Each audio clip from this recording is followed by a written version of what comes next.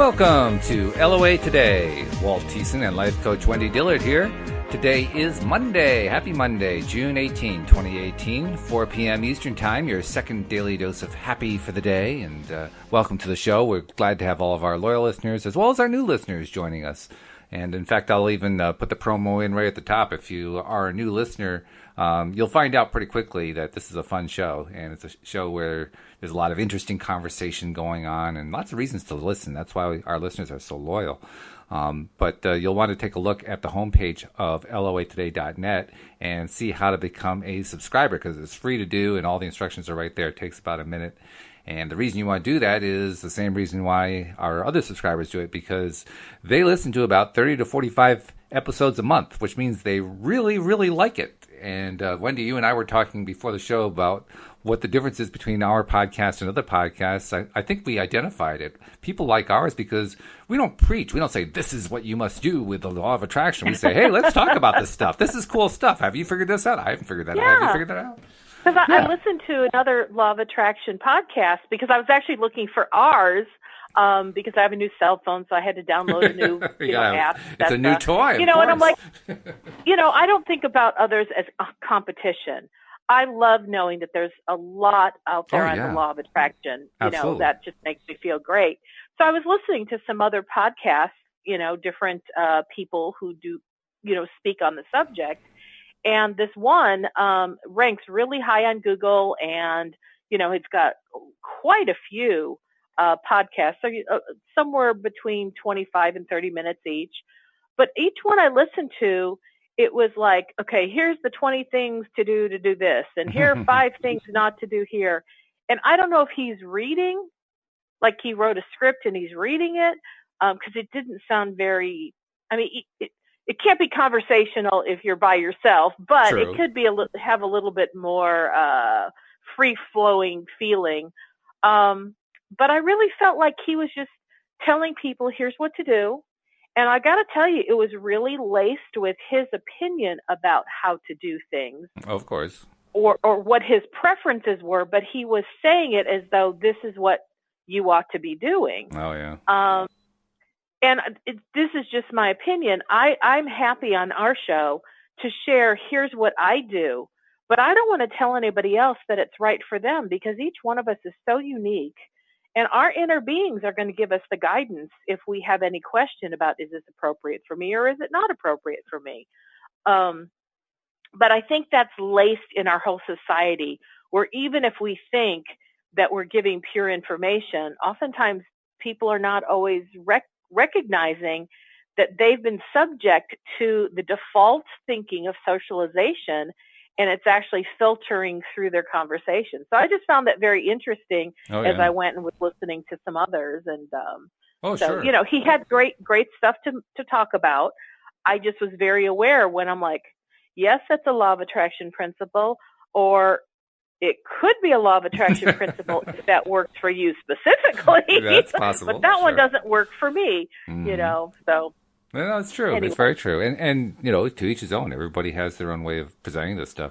I mean, to be perfectly honest, our topic, the law of attraction, is usually lumped in with self-help. So, what's self-help about? Most often it's about, well, here's what you want to do if you want to, get rid of corns, if you want to, make lots of friends, if you want to, whatever it is. It's always, here's the steps. You do step 1, you do step 2, you do step 3. We aren't a 3-step process. We're like, hey, what's going on today? But nevertheless, that's the group that we're lumped in with. So I can't say it's terribly surprising. But I would also say I love the way we do it, because the way we do it is fun. It's interesting. It constantly changes. It shifts around. Sometimes we agree. Sometimes we disagree. Sometimes we're off in left field. Sometimes we're just having a good time, Well, you're totally biased. Because it's your show. You created it. And, of course, you created what you love. That's the way we do things. Absolutely. Yeah. Yeah, so. That's what makes us unique. That's what makes us different. That's what makes us fun. I think we're fun. And clearly our listeners do, too. I mean, they keep listening. I mean, you can't make a listener listen. You can try, but it doesn't work real well. Well, and everything that comes around in our world, if you're really paying attention to how you feel, you'll know what feels good to you, and you'll gravitate towards it. And that's what you will want to do more of. Like I was going through my inbox today, kind of cleaning it out. And there was this really cool archetype quiz by one of the people that I belong to her email list. And I found a lot of benefit in taking her quiz and then finding out what my archetype was. And I really resonated with what was said. Now, what's fascinating is the computer system accidentally sent me an email for every single one of the archetypes. Oh, geez. Wow. Which I think how I co-created that is because whenever I take these kinds of quizzes, I've always had a wonder. So if I were a different one of, if like there's 5 different possibilities, could I read any one of them and go, yeah, that's me? It's like, are we just subject to, we like to take these little quizzes and tests and we like to self-identify, our personalities or whatnot. So it was cool because I read all 5 different archetypes and I totally did not resonate with the other 4. The one that was me is one I really did resonate with. Mm-hmm. So anyway, I was thinking about this, about one of my friends, and I thought, I wonder if this would be something that she'd be interested in because she's trying to she's making big shifts in her life. And I thought, I wonder if this could be helpful. So I, forwarded it to her and I just said, hey, something that you may want to take a look at. It might give you clarity. If not, no biggie. Whatever resonates with you is cool. Well, she took the quiz. She called me on the phone immediately and said, oh my God, this is exactly what I was looking for. Oh, nice. She said, I knew it was because as I was reading through, I found this one paragraph and I burst into tears because I so resonated with this one element of understanding that I hadn't been allowing myself to really let in. And so she, called to thank me. But that brings me to the point of what resonates with us. Oh, yeah. Because she had a different archetype than me, and I had just finished reading her archetype, and as I was reading through, I'm going, nope, not me, nope, not me, nope, not me. But it so touched her. And it's like when we really pay attention to how we feel, we connect to what our inner being is wanting to provide to us as guidance. And so I believe that the people that tune into our podcast are getting a sense of, oh, this feels good when I listen to it. Oh, yeah. And when they get that feeling, that's their inner being. That's their guidance, letting them know there's something here for them. That's a good point. Yeah, that's a very good point. I hadn't really thought about it that way, but it would have to be because if you like something, that's your inner being agreeing with you or you agreeing with it, depending on your perspective. But yeah, absolutely. It makes sense.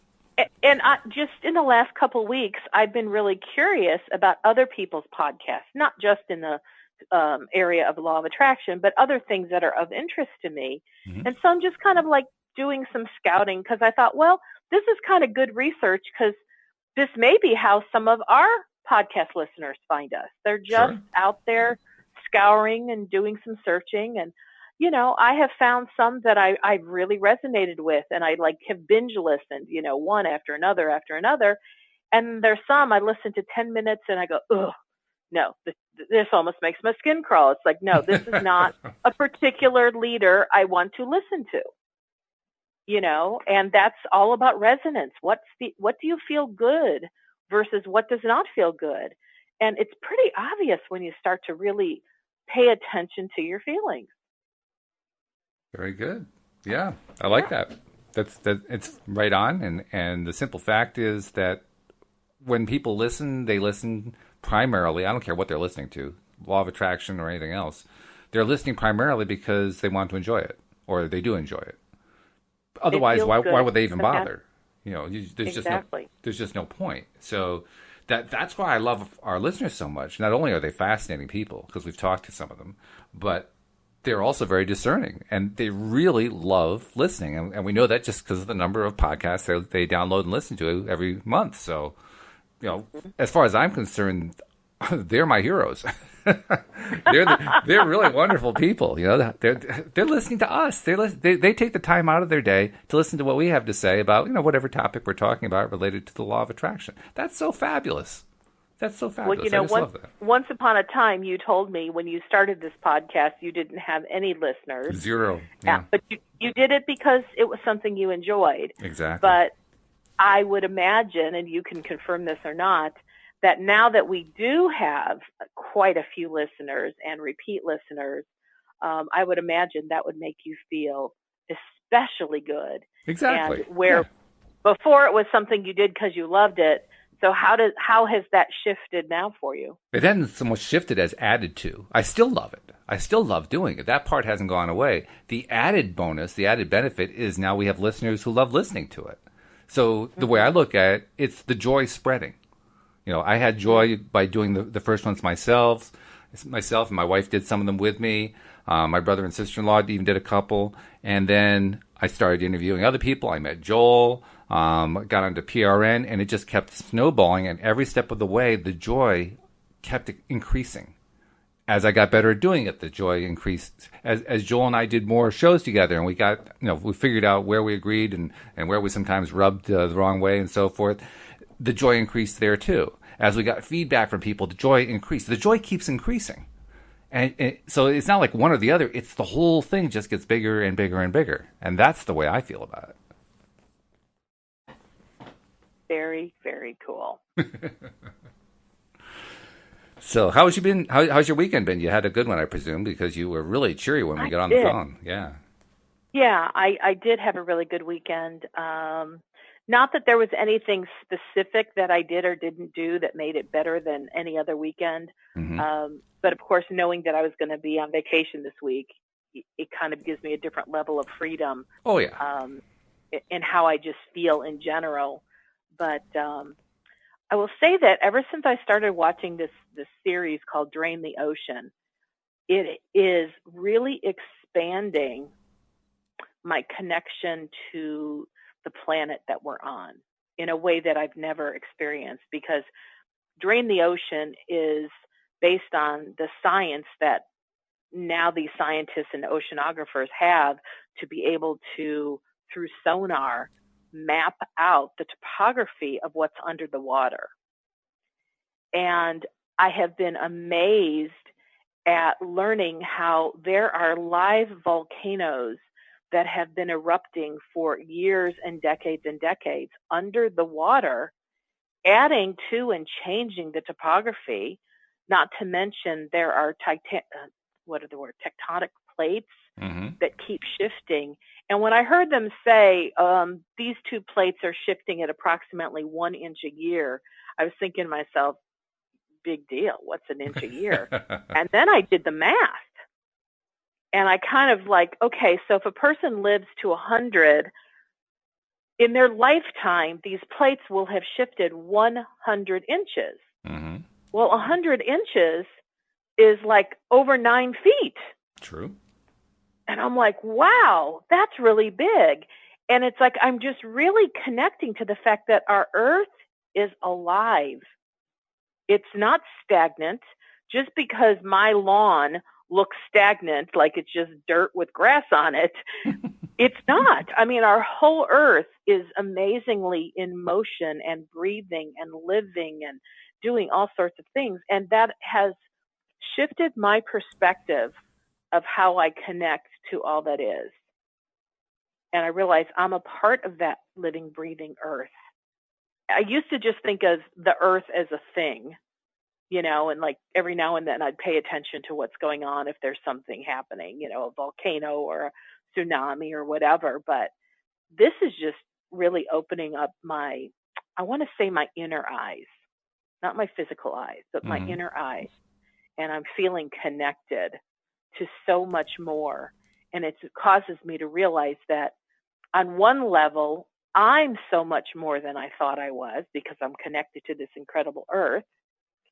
And on another level, it's making me feel very small in comparison to the bigness of our Earth. And so it's just been really cool. And, that's something I have focused on this weekend, and it has put me in a state of awe.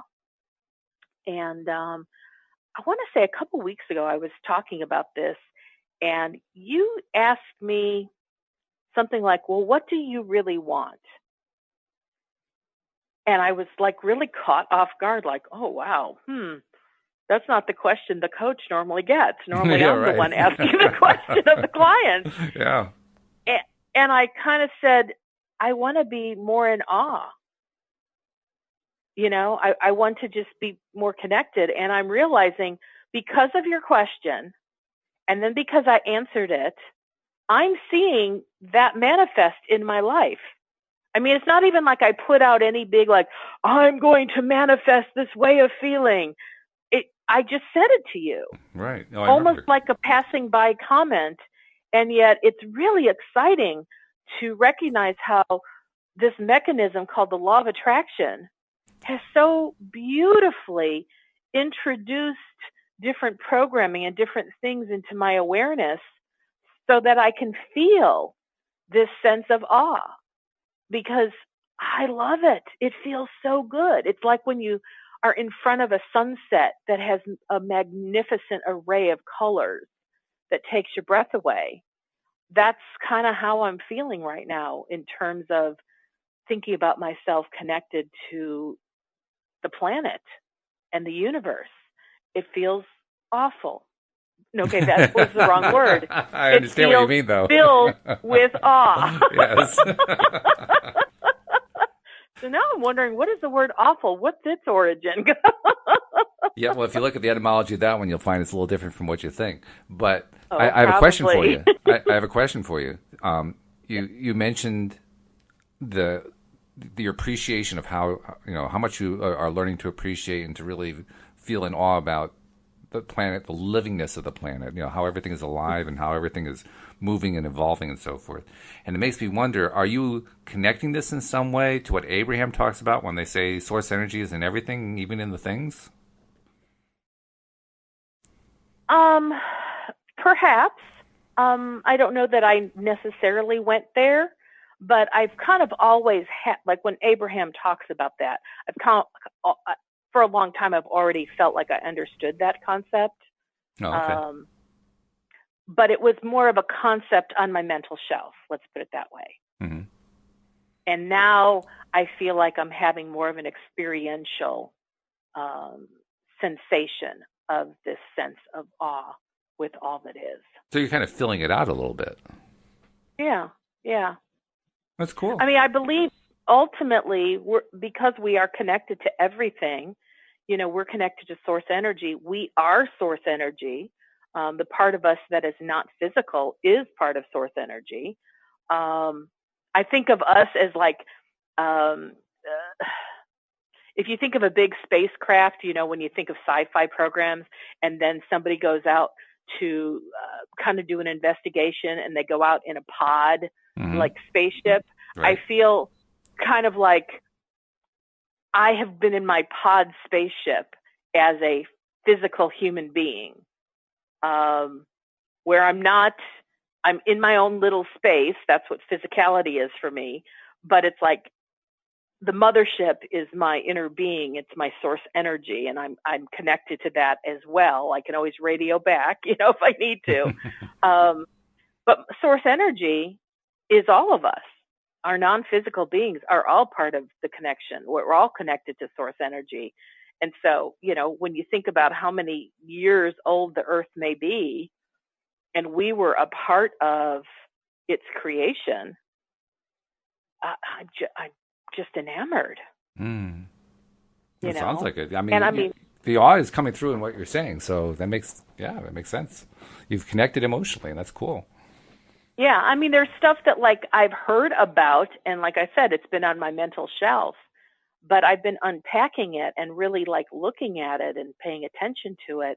And you're right, I've emotionally connected. Yeah, that's great. That stuff now, and it's feeling just really juicy, and it's making my life feel fuller and richer. Great. It's like, I mean, that's one of the best ways to get to that state of high vibration, state of joy, to find ways to make your life richer. Wow. When you do that, you're going to be there. You're going to feel good because you're liking what you're doing. I'm liking what I'm doing. I'm liking what I'm thinking about. Yeah. I'm liking what I believe because it's feeling really good to me, and clients come to me because they don't feel good and we want to shift that. I go to my coaching friends for the same reason, but to be able to say I'm in a state of awe, I'm not needing to change this one. This is good. Yeah. Oh yeah. Yeah. You're already there. To continue to expand. Yeah. So it's almost like it's one more arrow in your quiver. Like, here's one more way to get myself into that really good feeling place whenever I want to. I just have to think about this because I love it so much. Mm-hmm. Exactly. That's really good. Yeah. Well, I have to say, that's how my weekend went. Thank you I have very to say much that was a good weekend. Yeah. My own weekend was pretty good, too. Louise and I went up to, I told David about this on Sunday, but she and I went up to the middle of Vermont, about halfway up to the Canadian border, a town called Woodstock. And Woodstock is kind of smack dab in the middle of all the ski mountain areas. But it's also a kind of an upscale, just a nice New England-y kind of environment. And she had seen it on a Samantha Brown broadcast. You know who Samantha Brown is, the travel person? She does these travel shows. She did them for many years. She kind of dropped out in the last few years to have a family, and now she's back doing it again on PBS. But she's traveled all over the world, but lately she's been doing stuff around the United States. And Louise had seen one of the shows that she had done where she had visited Woodstock, Vermont, and talked about this one really neat restaurant that she went to that was on a small man-made waterfall, really, part of a river that had been dammed up and turned into a hydroelectric for powering the area. It was basically used previously as a mill back in the 19th, early 20th centuries. And then that factory was abandoned, and then it was bought up by a guy who's a glass blower. And he set up a glass blowing operation and funded it with the dam and with this restaurant he put up there. And he has a gift shop for the stuff that he and his crew make in their glass blowing works. So it's this nice little thing they have going on there. Very unique, very New Englandy. It's right on this little river that's got the dam, and there's a covered bridge going across. I mean, it's got a very heavy New England feel to it. Really, really pretty, very picturesque. So we decided to go there for lunch. And we had two really distinct things happen. The first was we got up there and found that there was a fair going on right next door to where this thing is, so there was no parking to be had anywhere. And we managed, despite all that, at the last gasp effort to manifest a parking spot about a block from the place, which was pretty darn good considering. So that was very good. And then we went into the restaurant, and now in order to get there from where we had parked, you had to cross the covered bridge, which was, of course, very picturesque. And we actually stopped in the middle, and we're admiring the scenery and so forth. It's just a gorgeous scene. And we're thinking, wow, we're going to be eating in a restaurant. You can look out in the water, and how great it would be to actually be looking right on the waterfall and so forth. We go into the restaurant, and it's Father's Day, right? So there's plenty of people out having lunch and so forth. And we go to the hostess counter there, and Louise says, "Any chance we might be able to get the table by the water?" And the hostess looks around and says, "Oh, yeah, sure," and leads us over to the absolute best table with the best view. Oh, nice. Right on the corner, right on top. With everything was right in front of us. It was like they couldn't have given us a better table in the place. And it was just, it was amazing. So that was really good. And we were there for like an hour and a half just enjoying the view, enjoying the atmosphere, having some really good food, and it was very tasty, and it was just delightful. It was just a delightful experience. And then after that, we spent some time driving around Vermont and just enjoying rural New England in its splendor. And it was full of splendor yesterday, that's for sure. So, with the exception of the season, that sounds so like the movie White Christmas. It does, that's yes. That's out Vermont, yeah. Yeah. Well, this is New England in the spring. I mean, June is a spring month officially, and it is in New England. I mean, it was warm for sure, but not as warm as it is in other parts of the country.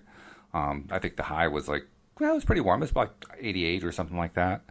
But that's warm. But it was comfortable. It wasn't like the beating down heat. Like, oh God, I don't know if I can tolerate this. It wasn't that at all. It was very pleasant. So yeah, beautiful. Cool. Just a great time.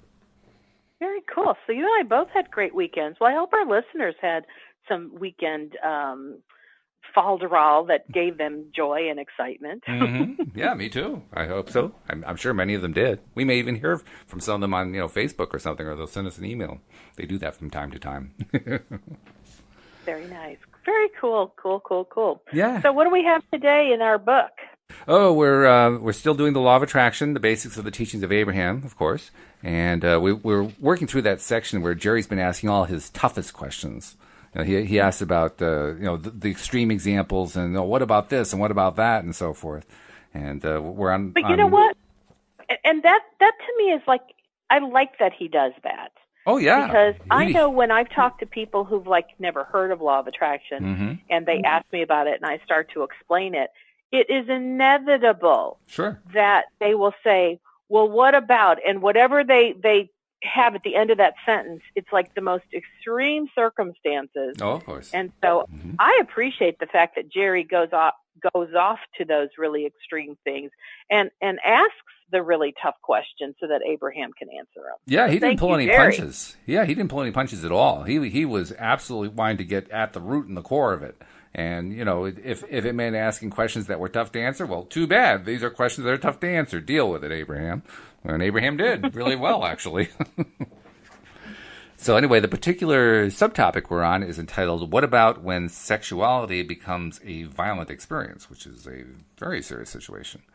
Jerry says, another area that I felt some discomfort with would be morality relating to sexual practices. I've now reached the point of allowing others to have their sexual choices, but I still feel uncomfortable when someone uses force against another person in any area. Is there a point, again, that I can get to so that whatever they do, whether one uses force or not, it won't affect my thinking? And Abraham says, no matter what the subject is, it is important to understand that there are no victims. There are only co-creators. You are all, as magnets, attracting unto you the subject of your thought. And so, if there is one who gives much thought to, or one who speaks much about rape, then it is very likely that they will be the victim, by your words, of such an experience. Because by law of attraction, because by law, you attract unto you the essence of that which you give thought to. As you give thought, feeling, emotion, you launch your creation, and then you expect it into your experience. And so there are many who launch creations that they do not actually receive in their experience because they only do half of the equation. They launch it by giving thought, even emotional thought, but then they do not expect, and so they do not receive. This is true of the things that you do want as well as the things that you do not want. So they're being very consistent in their answer. And once again, it's an answer that doesn't always satisfy people. Some people, that they have a little trouble with it, but it's consistent. And the consistency actually provides a bit of stability, I think, in an area that is, touchy for many people. Well, and so, and there's the very last part of this paragraph, they're talking about, like, what's the difference between those that do experience sexual violence versus those that don't? Because both sets of people might launch it by giving it thought and even emotional thought. But the ones that don't have an expectation for it don't receive it. So on the flip side, let me go see if I can find the sentence. Okay, they said, because by law, you attract unto the essence of that which you give thought to. Well, okay, that still doesn't give you everything. Let's see. As you give thought, okay, here it is. The ones that experience the violence, they give thought to it, they feel it emotionally, then they expect it. So I guess it's the expectation piece that's the differentiator between having something come into your experience versus not. That's controversial for many people, I think. How can you expect it? Who would expect to be so badly treated? That would be the first reaction people would have. So I guess let's talk about when Abraham's saying expect, what is it that they really mean by expecting? Okay. How do we expect something versus we don't expect it? So we can all have a thought. We can feel the emotion of the thought. But, then if you drop it right after that and you don't give it any more thought, it kind of dies on the vine, if you will. But my educated guess is that what they're saying in the case of something that's violent like this and something unpleasant is that there becomes a fear. So it's like somebody thinks about it and they emotionally feel, this thing, like rape. But then if somebody starts thinking about it for so long with intensity and they start being afraid of it, the fear of it, I think, actually is the expecting piece. And most people, I don't think, would call it that.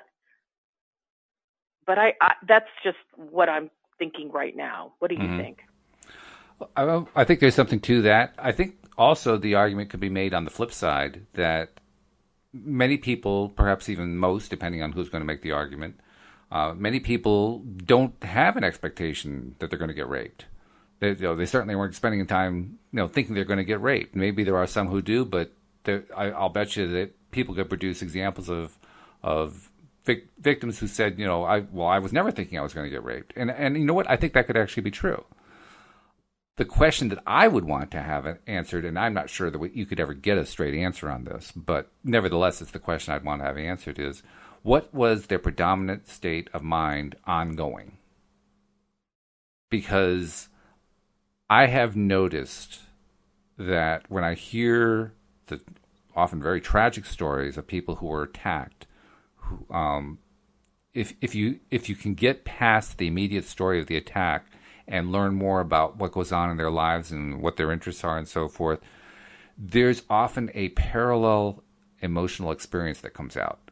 And by parallel, I mean there is a similar level of fear. I think the word fear you used was very accurate. I thought that was really good. I think that fear plays larger or smaller roles in various people. And there are some people who, they're so security conscious. They're so tremendously security conscious, and what that translates to is on some subconscious or hidden level, some level they don't talk about much, they're afraid most of the time. The only person who's really interested in security all the time, other than a security company, somebody who's a security professional, is someone who's living in fear.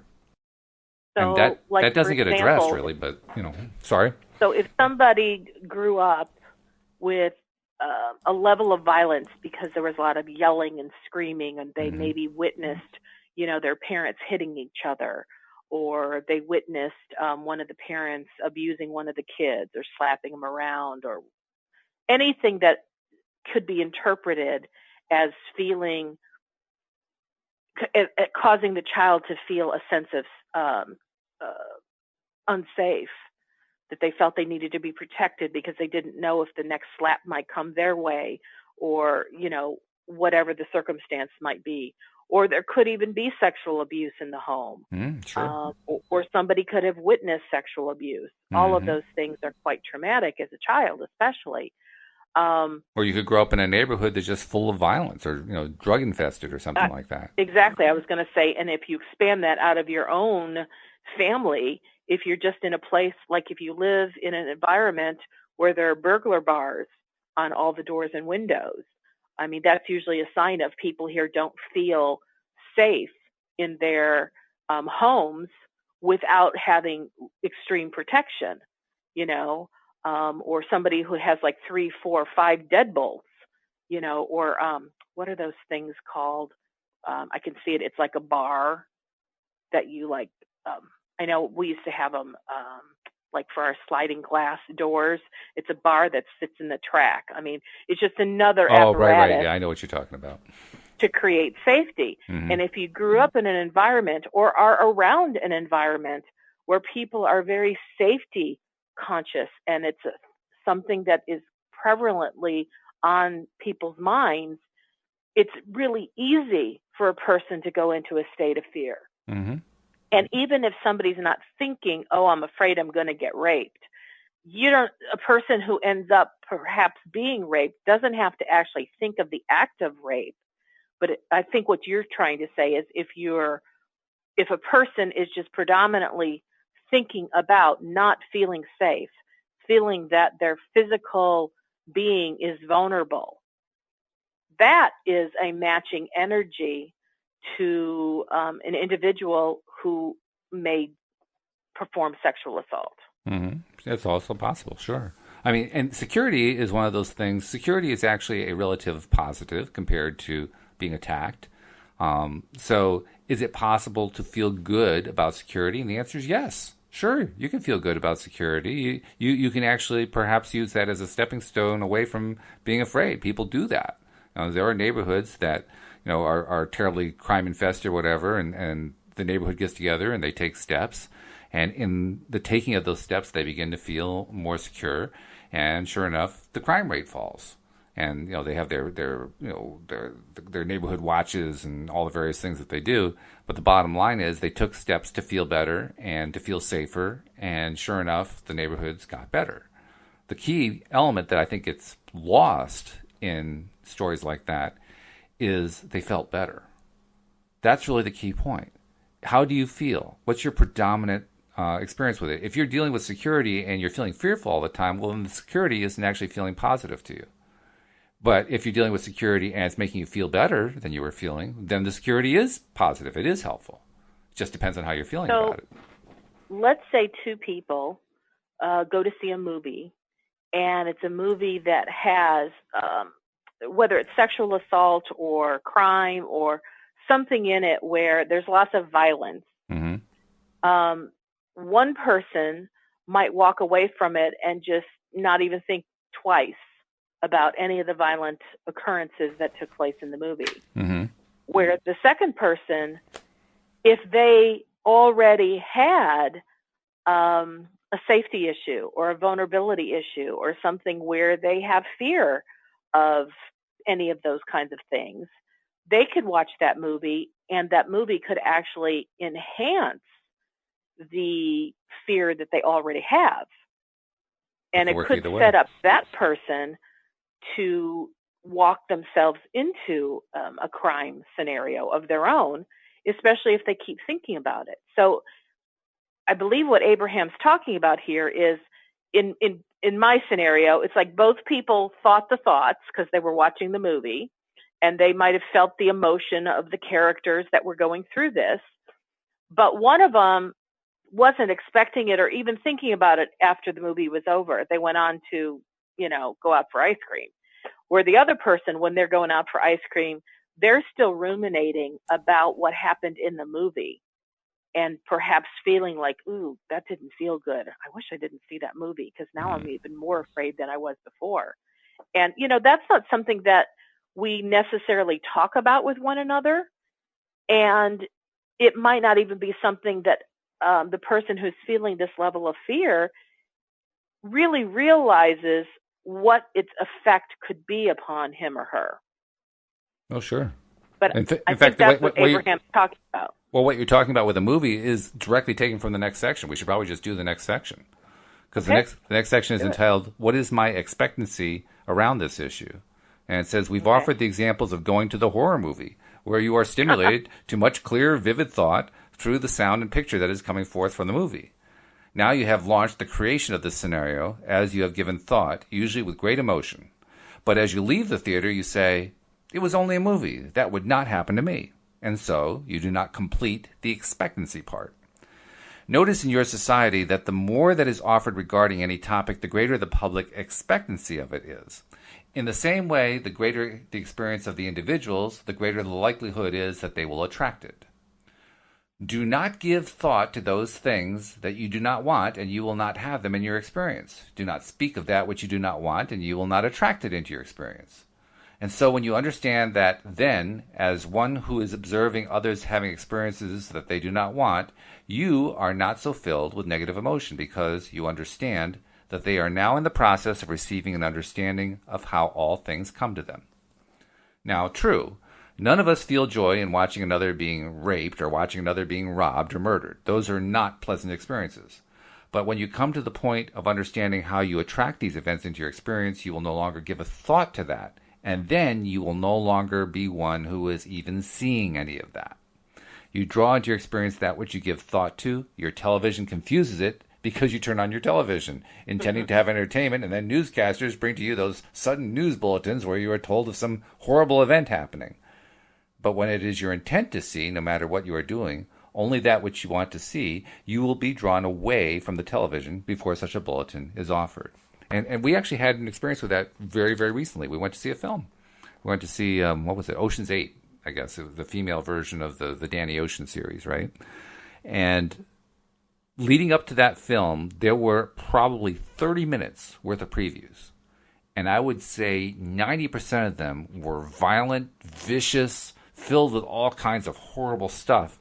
And I'm sitting there cringing next to Louise, who's also cringing. And we turned to each other and we said, next time we're going to the theater, we're going to go 30 minutes after the start time so we can skip all this junk, because we didn't want to be anywhere near it. It was just, get that out of my life. I don't want that. That was the feeling we had.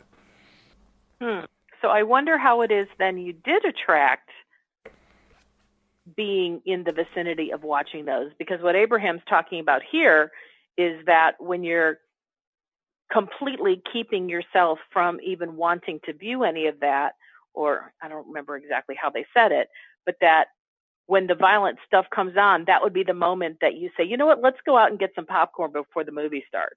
Yeah, right. Well, we didn't think of that. I wish we had, actually. But let's see. What attracted us in, I'm not sure that I can definitely pinpoint it, but if I had to guess, it was the topic of the movie. I mean, the ocean movies are basically about theft. This is not exactly a pleasant thing. They turn it into comedy, but it's about theft. It's about people taking advantage of each other and who can con the other guy and so forth. So we're kind of in the same ballpark already. That's interesting. And the only difference was that the previews weren't funny. They were pretty graphic and pretty, They were just pretty nasty. Well, and obviously the people behind the movies, they, in the theaters, they try to provide previews of movies of a similar genre to that which you're about to see. Except they don't always do that either. I mean, some of the stuff, we don't go to the movies very often anymore, and for good reason, because of most of the movies being, in my opinion, pretty bad.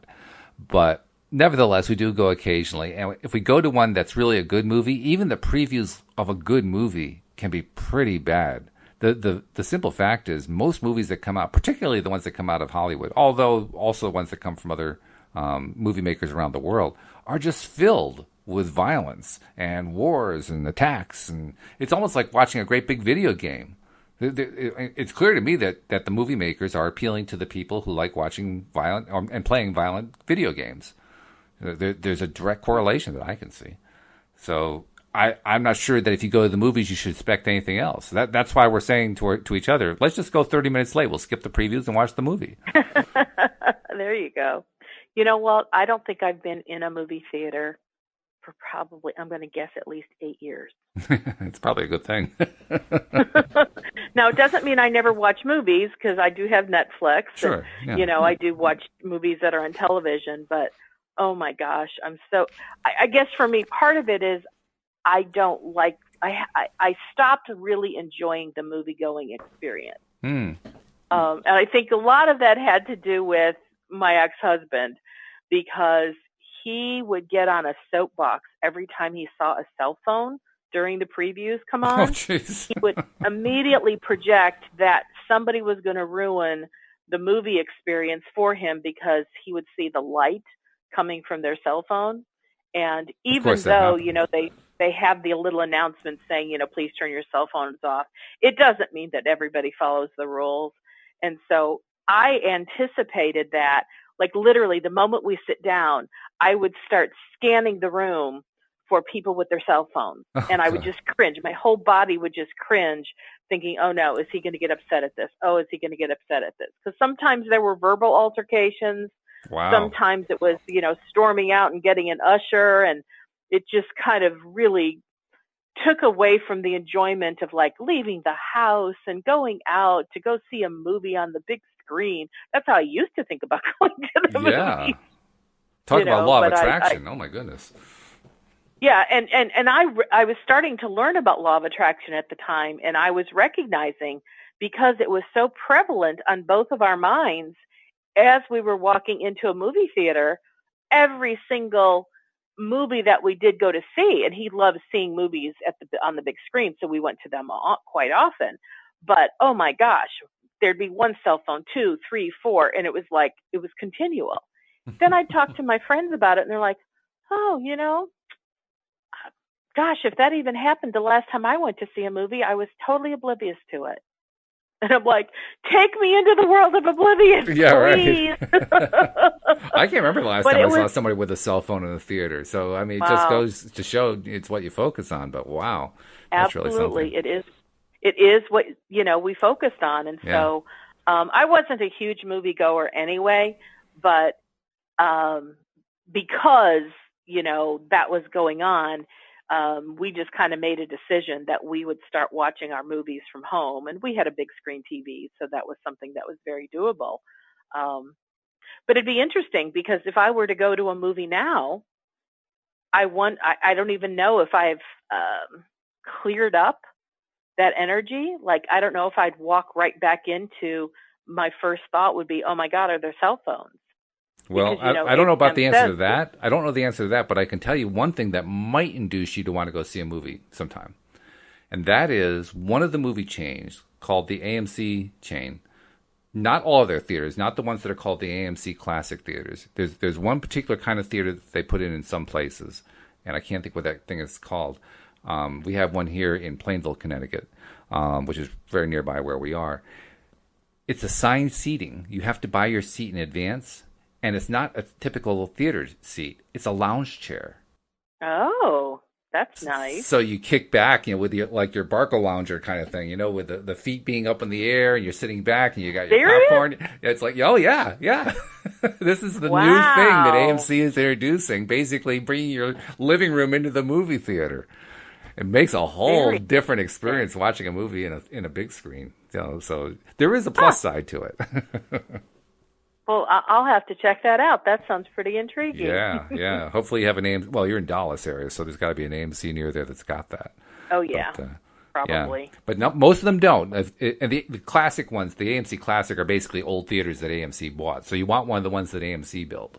But and I can't think what they're called. But you'll know which one it is, because they're the ones where the tickets are, you have to buy your seat in advance, and they give you like a little map showing you what seats are available and so forth. So that's how you know. Kind of like when you go to a live musical. Right, yeah, same kind of thing. Kind of thing. Yeah. Very nice. Yeah.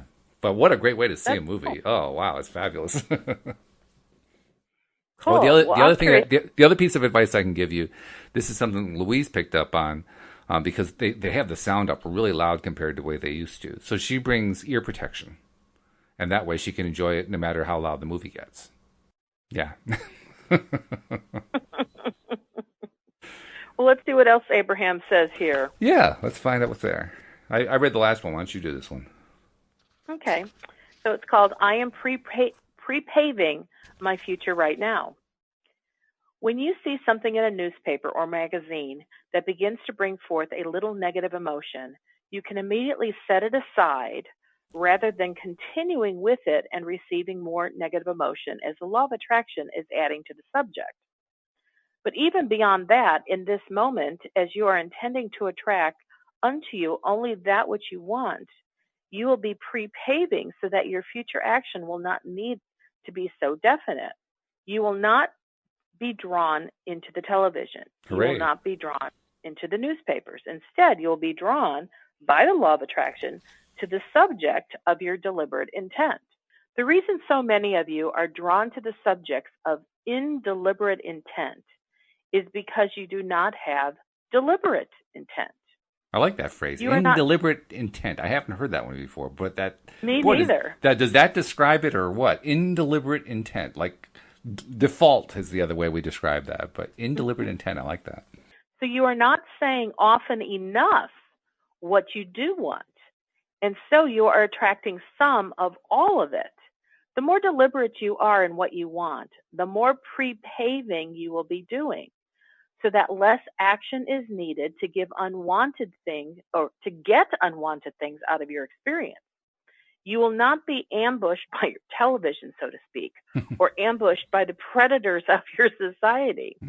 For the universe will have pre-paved something different for you. And that's truth. That is actually the way it works. It really is about getting control of what you decide you're going to focus on, what your intent's going to be. I mean, staying away from the indeliberate intent and replacing it with a deliberate intent. And when you do that with a positive aspect, I mean, all kinds of great things happen. Well, the element here that I kind of caught as a nuance that I hadn't really thought about is that when I am choosing to be deliberate about something, it's setting the stage for what I want, where the universe has already begun to pre-pave something, so much so that things that don't match up with it are kind of like removed from my path. Whereas if I'm not, let's say there's something I want, but I don't give it a whole lot of thought, or I'm just not being, because I'm not being deliberate about it, then I think what I'm getting from what has just been said in this book here is that the mixture of there's a little bit of what we do want and a little bit of what we don't want is kind of just always out there. But because of our lack of deliberate intent, we haven't had the universe go in front of us and remove the things that don't match up. It's funny, instead, too. You use the phrase, go ahead and remove the things that don't match up to our wish list, so to speak, which I'm sure must be what happens. But, of course, that's not the way we actually experience it. It isn't like we go into this nice experience and it's so pleasant and we say, gee, look at all the wonderful things that got removed that we didn't want to have there in the first place. Exactly, we don't experience because we don't even know what got removed. That's right, yes. But that is the specific thing that I feel like I caught from this reading that I never really caught before. Like I have been aware of how the universe brings to me that which I do desire, that which does match up with my intent. But it never dawned on me how perhaps there's a whole bunch of stuff that I don't want that doesn't match my intent. And the universe, because I have prepaid it, because I have been focused on that which I want, the universe allows us to divert our eyes from the things that don't match our desire. And the amazing thing is they really don't come into our experience at all. I mean, we just don't even think about them. We don't even notice that they're not there. Or if we do notice, it's because the contrast between where we're at now and where we were 5 minutes ago is so great that we say, wow, all that bad stuff is gone. But that's about the only time we notice it, when it's a huge contrast. If it's a slight contrast, we're barely even aware of it subconsciously. Friday night, my sister was over, and as she was getting ready to leave, she has a pickup truck, and so we put the bed down on the pickup truck, and we were just sitting on the tailgate, having like little conversation before it was time for her to really leave. Mm-hmm. Yeah. And the way my house is situated is our driveway's in the back of the house because we have alleys to access our driveways. And my neighbor just happened to come outside, and it was dark. It was probably 10:30 at night. Mm. And, I just kind of waved to him and said hello. And, he waved back, and I said, hey, how you doing? And it kind of caused him to walk towards us, and, we got engaged in a conversation. Now, my sister didn't know him. I introduced them. But he's been my neighbor ever since I've lived in this house, so well over 10, 11 years. And I've had many conversations with him. And so I do know where his predominant energy is. And he tends to focus on what doesn't work. He focuses on negative political things. He loves to bash any political something that's not working for him and how it disrupts his livelihood. He likes to bash laws that don't support him. And he's really focused on crime. I mean, in a huge way, he's focused on crime. And he has all these no trespassing signs on his lawn, which I laugh because I see kids walking through our yards all the time, and it does not bother me at all. Mm-hmm. But holy cow, if he sees them, I've been outside when he's been outside, and someone will start to walk through, and I mean, he reads this kid the riot act, walk around, blah, blah, blah.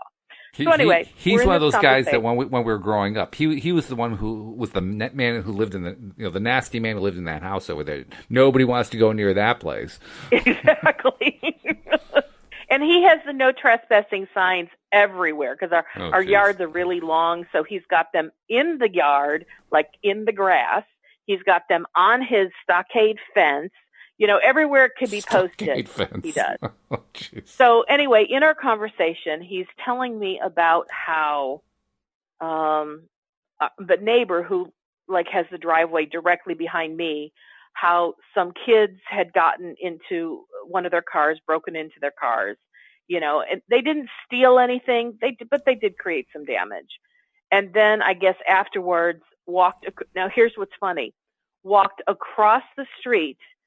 If they came to my driveway, I don't have evidence of it because my car's not been broken into, right? Mm-hmm. But they went to his car, and it wasn't like they were just looking for cars that were unlocked, because they actually bent something back in his door jamb trying to get in. And so he's just going on and on and on about what a horrible thing this is. And we live in this crime infested neighborhood, which, by the way, is not my experience. And so that caused him to go get a handgun. And I know because he works a night shift that on his nights off, he's awake and he's patrolling. He sits out in his driveway, not his driveway. He opens up his garage door and he's constantly looking, and he's got his gun nearby. Now, thank goodness he's never had to pull it out, but that is continually on his mind. And over these, 10, 11 years that he's been my neighbor, I will tell you, Walt, without fail, if we have time to have a conversation longer than 5 minutes, he will always, always, always bring up the crime in the neighborhood. And this is the first time he told me that story. Mm-hmm. But there's another story that he used to tell me every single time. Mm. And I just know that if anybody's going to be broken into, it's going to be him. Yeah. And they'll leave me alone because I don't think about it. I lock my doors and I trust that all is well. I trust that I'm protected. Now, he's got a carport, which kind of shelters his vehicle. He has one of these giant lights that it's a motion detected light. So you come anywhere close, the light goes off. Mm-hmm. I don't. It's dark in the back of my yard. Mine is kind of like the perfect scenario where somebody could get away with it and not be seen.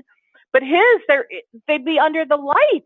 And yet they still break into his car and not mine. What a fabulous contrast that is. I mean, you couldn't be more black and white than that. You're living next to each other. You're in the same neighborhood.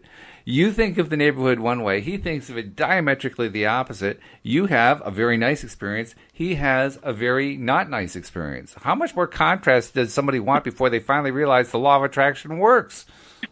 Now, let's add to that. When I was married, my husband's car would be sitting next to my car on the driveway, again, in the dark area. Mm-hmm. And 3 times somebody got into my husband's car. Now, he actually had a car lock that was broken, so his doors were always unlocked.